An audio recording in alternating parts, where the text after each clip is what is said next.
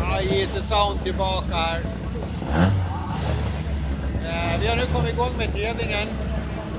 Och det rullar på bra. Det börjar bli dammigt. Ska se här, de kommer in här i målböjen. Följa med lite grann här.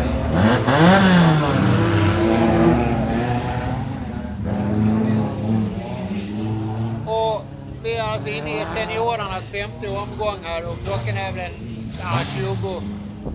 29, halv 10 ungefär. Här på söndagen på Sola i Karlstad-racet, kalvholmem.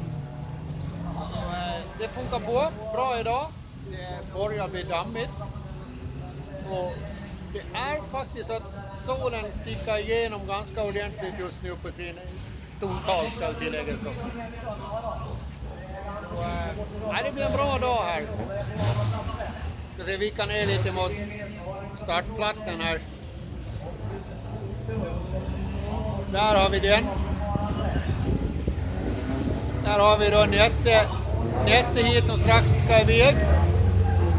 Vi har målgången sker just nu här då. Ska vi se. Helt annan vinkel. Där är ju målgången då. Så ja, vi pausar lite så tar vi starten här på nästa hit alldeles strax.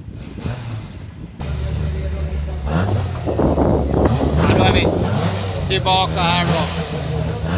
Efter lilla pausen, det var en bärgning. Ja, Dennis Skålberg står ute i den svarte med guld på. Nu har vi ready to race. Talar om på faran att det är dags att ge sig det. Där är det grönt.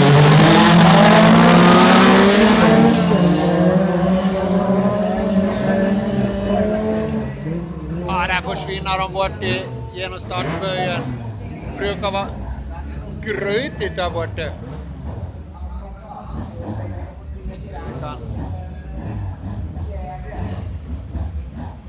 Så där, ja, det blir lite grynigt tyvärr när jag zoomar. Det är långt bort, det är nästan det är 300-400 meter bort, nästan 500. Så kommer de igenom chikanen här. Ja, det är Skålberg långt ute. Jag har inte riktigt koll på de andra tyvärr. Kommer in i de målkurven. Så går vi ut på varvning. Och det var ett varv. Ja, så går det till i alla fall. På återseende Sound Festens ljud och ljus. Och även ljud till de flesta evenemang. Man är välkommen att höra av sig på 070 435 2603 eller ljus@hotmail.se.